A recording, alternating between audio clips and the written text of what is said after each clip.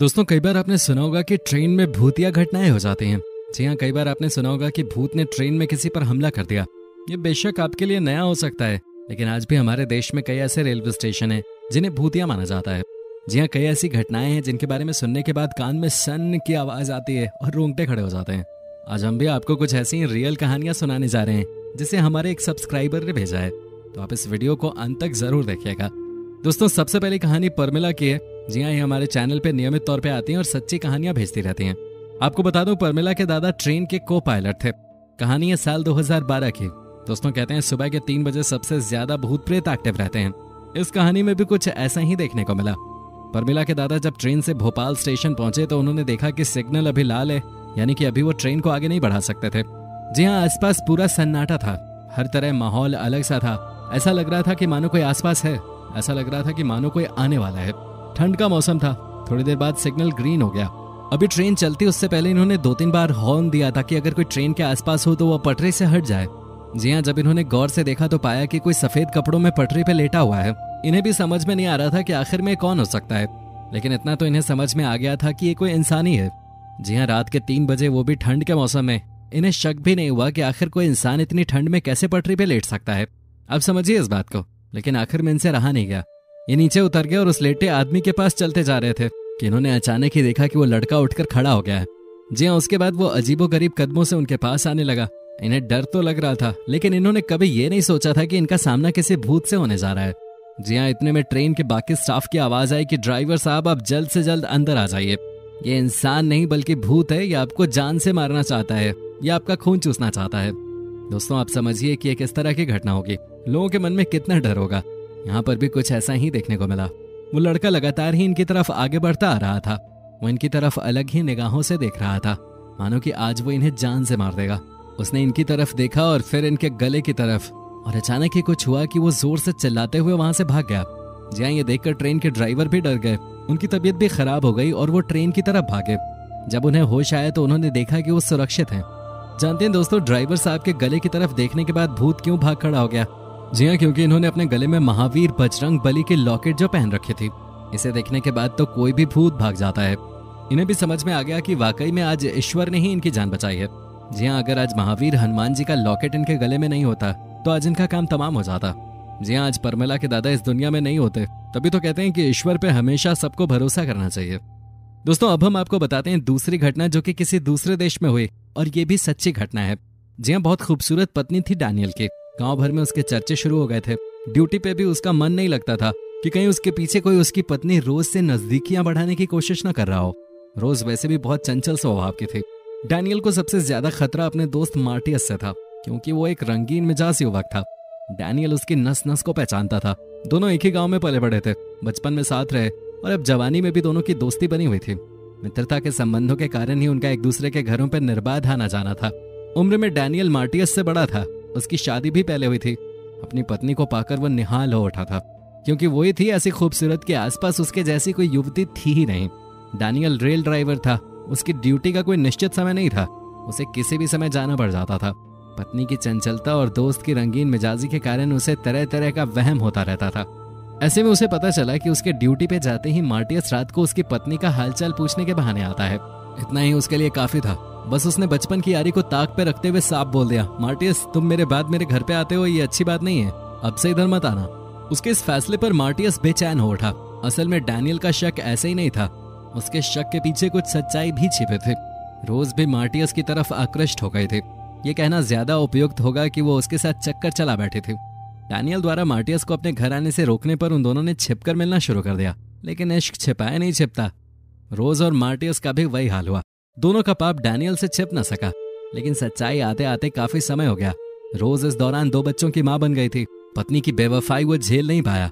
एक दिन उसने पत्नी और बच्चों को मार डाला और आत्महत्या कर ली। इस हत्याकांड से मार्टियस को बड़ा आघात लगा। वो बेचैन मन में प्रायश्चित के भाव महसूस कर रहा था। काफी दिन परेशान फिरने के बाद उसे न जाने क्या सूझी कि उसने रेलवे में आवेदन कर दिया। उसका भाग्य अच्छा था कि तुरंत उसका चयन रेल ड्राइवर के लिए हो गया। उसे इंजन भी वही मिला जिसे डैनियल चलाता था। ड्यूटी वाले दिन वो बड़ा खुश था। इंजन के डब्बे में घुसा के ठक, इस आवाज के साथ इंजन के डब्बे का द्वार अपने आप बंद हो गया और रेल के इंजन से जुड़ने के समय बजने वाली घंटी बज उठी। रात बहुत हो गई थी। इंजन के पास वाले डब्बे में कोई यात्री दिखाई नहीं पड़ रहा था। वो घबरा गया। उसी समय खड़बड़ खड़बड़ की आवाजों के साथ इंजन खुद ही स्टार्ट हो उठा।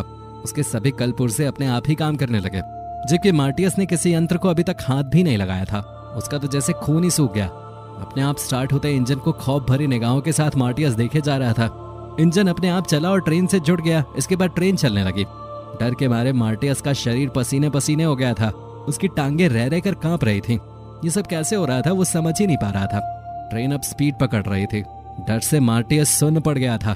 ट्रेन रोकनी थी, अन्यथा वो बेमौत ही मर जाता। मन के डर से घबराकर उसने ट्रेन की स्पीड घटाने की कोशिश की। वो उसके ब्रेक से खेलने लगा, लेकिन जितनी वो स्पीड घटाने की कोशिश करता, ट्रेन तेज ही होती चली जा रही थी। फिर वो एक जगह पे जाके खुद ही रुक गई। दूसरे दिन भी ऐसा ही हुआ, लेकिन उस दिन एक सहकर्मी भी उसके साथ में चल रहा था। ट्रेन जब खुद चलने लगी तो उसका सहकर्मी बेहोश हो गया। होश में आया तो वो नौकरी छोड़कर चला गया। इसके बाद भी ट्रेन ऐसे ही चलती रही। मार्टियस जब एक दिन ड्यूटी पे आ चुका था तो न जाने उसके बीबी बच्चों को क्या सूझी कि वो भी ट्रेन के सफर का आनंद लेने आ पहुंचे। पहले तो उसने नाराज होकर उन्हें वापस जाने के लिए कहा, पर वो अपनी जिद पे अड़े रहे। तब न चाहते हुए भी उसने उन्हें साथ ले लिया। वो अंदर घुसे, इसके बाद खुद ही दरवाजा फिर से बंद हो गया और इंजन स्टार्ट हो गया। ये देख उसके बीबी बच्चे भी होश गंवा बैठे। उसने इस बारे में उन्हें आज तक नहीं बताया था। अचानक मार्टियस की भी हवा टाइट हो गई, क्योंकि डैनियल वहां बैठा हुआ था। जहरीली मुस्कान के साथ डैनियल वहां से उठा और आगे बढ़कर वो ट्रेन के भाप का ढक्कन खोलने लगा। मार्टियस घबरा गया। वो जानता था कि भाप का ढक्कन खुल गया तो ट्रेन से कोई नहीं बच सकता था। उसने डैनियल को रोकने का यत्न किया, हालांकि प्रेत की ताकत के आगे वो कमजोर पड़ गया था। फिर भी दुर्घटना टल गई। मार्टियस ने कहकर इंजन बदलवा दिया। नए इंजन में उसे प्रेत बाधा का सामना नहीं करना पड़ा था। अब जब उसे यकीन हो गया कि अब डैनियल उसका कुछ नहीं करेगा, तो वो एक दिन बीबी बच्चों को घुमाने ले आया। ट्रेन दौड़ रही थी, दौड़ती जा रही थी। उसकी खुद बढ़ती स्पीड से मार्टियस घबरा गया।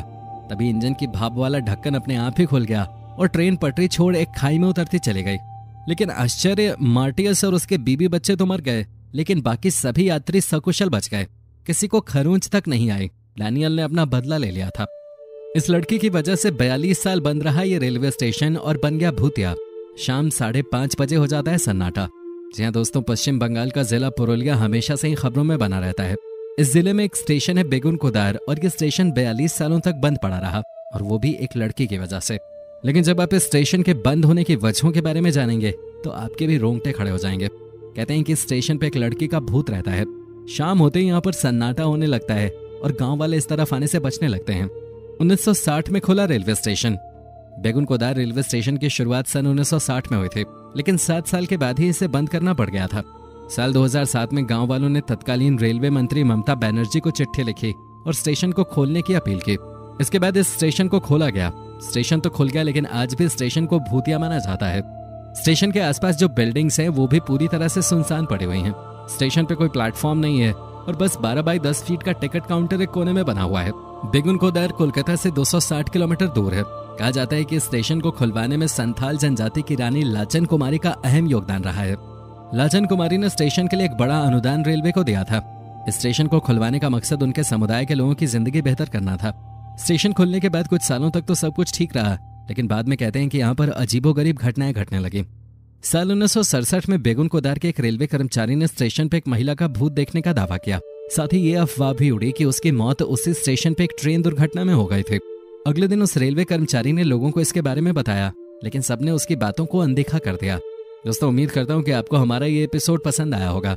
साथ ही दोस्तों, अगर आपको इस वीडियो पे अपनी कोई राय देनी है तो आप हमें कमेंट करके बता सकते हैं।